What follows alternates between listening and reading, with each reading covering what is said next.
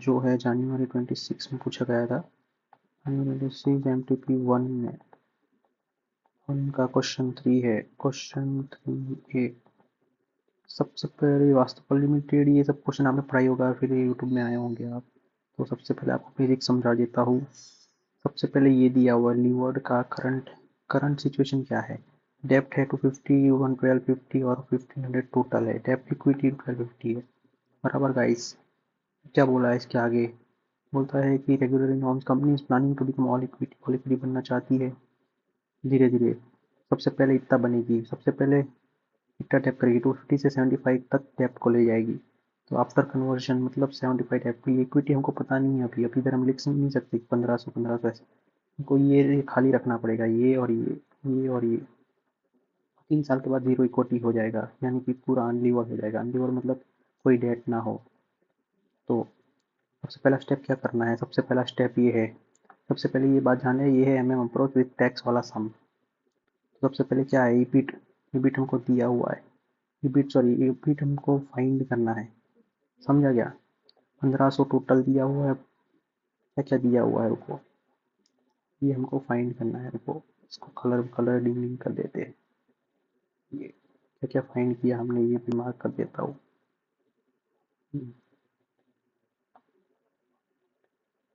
बराबर हो गया फिर गाइस।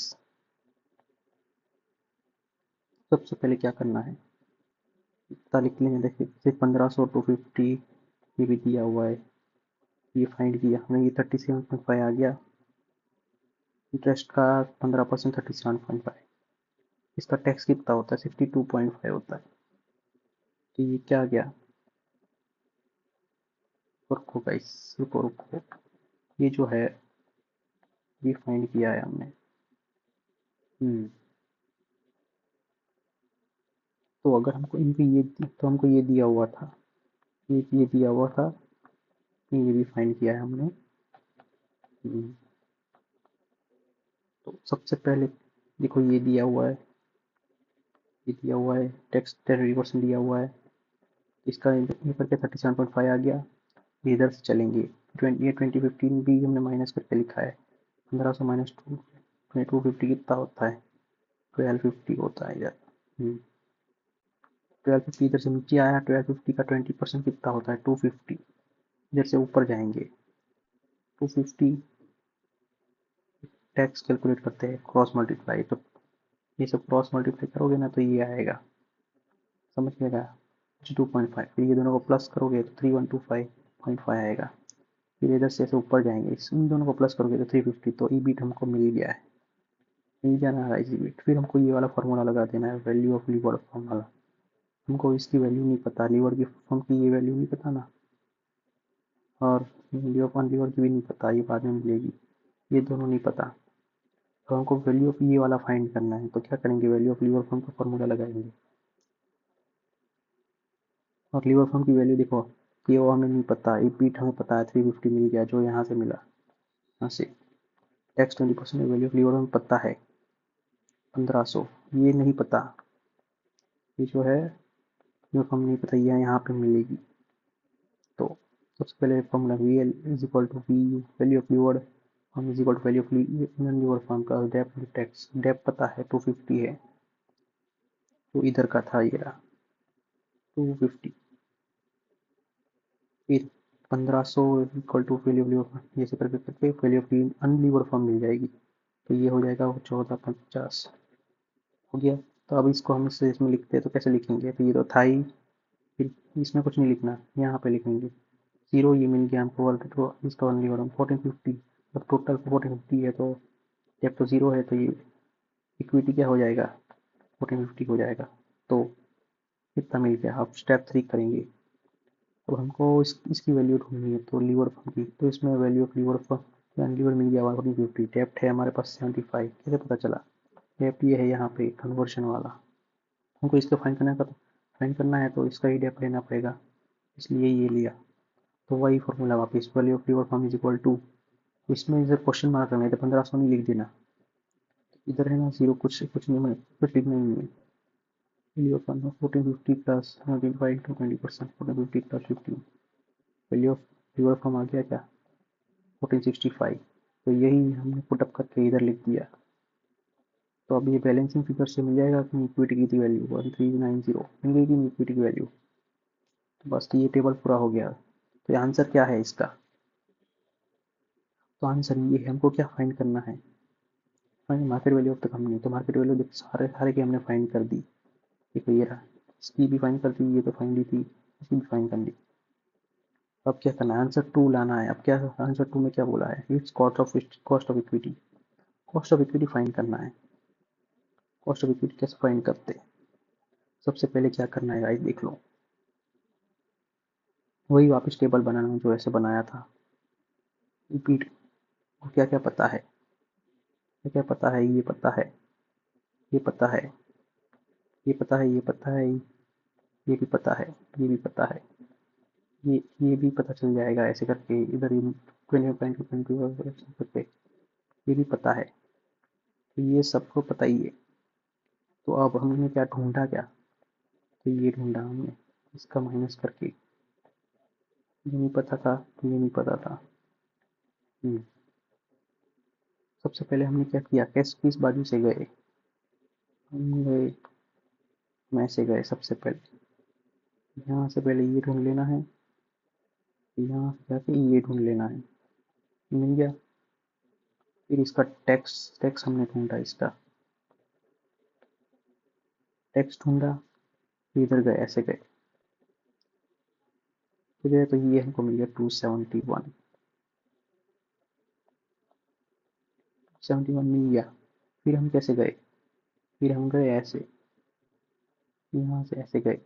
तो अब ये देखो 271, ये तो ये इसके माइनस ये करेंगे 271 आ गया। फिर 271 इधर आ जाएगा, 370 290 इधर आ जाएगा।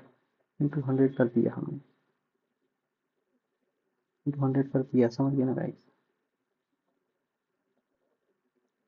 1390 हमको मिल गया इसका। तो ये करेंगे तो ये हमको मिल जाएगा 1490। यही कॉस्ट ऑफ इक्विटी है। समझ गए क्या? आफ्टर कॉस्ट और इस इम्पैक्ट भी जानने को बोला है इसमें। इम्पैक्ट मतलब ये कि कितना था और कितना हुआ। तो पहले इतना था 20%, जो कि हमने लिखा होगा 20% को दिखाते हैं, कहाँ लिखा था हमने? कॉस्ट ऑफ ये रहा 20% इधर था, पहले 20% था, जो कि हो गया 19.49। तो कितना डिक्रीज हुआ? 0.51 डिक्रीज हुआ। ये हो गया। अभी आंसर 2 भी मिल गया। आंसर 3 में क्या बताया ढूंढने को? Cost of capital and its impact. Cost of मतलब के ओ ढूंढने का बोला है। अब के ओ है ना, वैक करने के लिए निकलेगा। तो हमको सब वैल्यूज तो मिल ही गई है, देखो गाइस।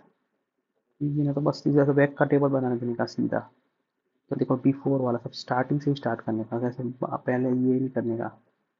बिफोर मतलब कन्वर्जन नहीं हुआ था, तो ऐसी सिचुएशन थी तब। ऐसी सिचुएशन तो ये लिख दिया इसको बैक के टेबल में, लिख दिया इसके वेट्स निकालने के। वेट्स जो है ये 1250 डिवाइड बाई 1500 ये निकलता है। फिर 250 डिवाइड बाई 1500 ये निकलता है। टोटल 1 ही होता है इसका हमेशा।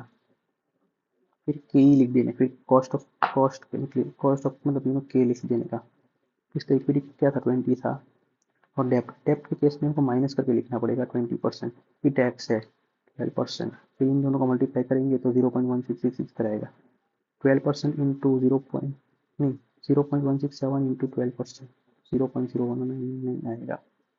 तो इस इन दोनों का टोटल मारेंगे तो क्या आएगा? कि वो वैक मिल जाएगा, बिफोर कन्वर्जन का वैक 18.66%। ऐसे एक खास चीज़ बताता हूँ, रुको गाइस। हाँ, ये तो वन कहाँ, इन दोनों को ये करेंगे ना तो आंसर क्या आता है पता है क्या? 350 डिवाइड बाई 1465 को करके दिखाता हूँ। 350 डिवाइड बाई 1465 इंटू 100।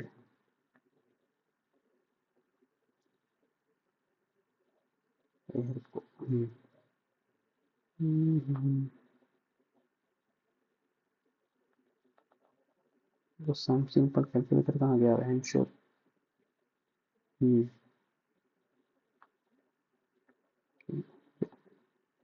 हाँ तो चलो, क्या बोलते हैं, 350 डिवाइड का फॉर्मूला किधर है? डिवाइड बाई, हाँ, 350 डिवाइड बाई 1465 क्या आता है? रुको देखते हैं। आंसर था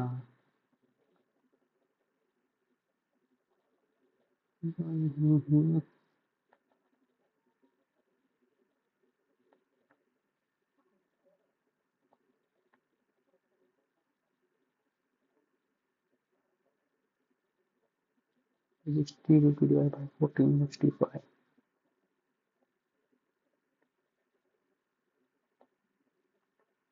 1465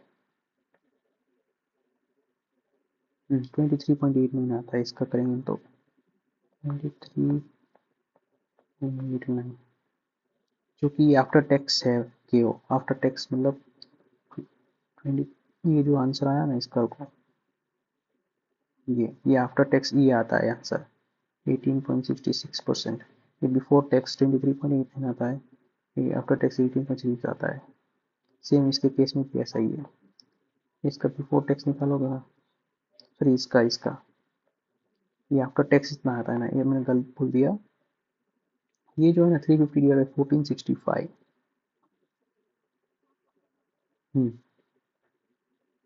350 डिवाइड बाई 23.89 माइनस 20% करोगे तो ये आंसर आएगा 19.12%।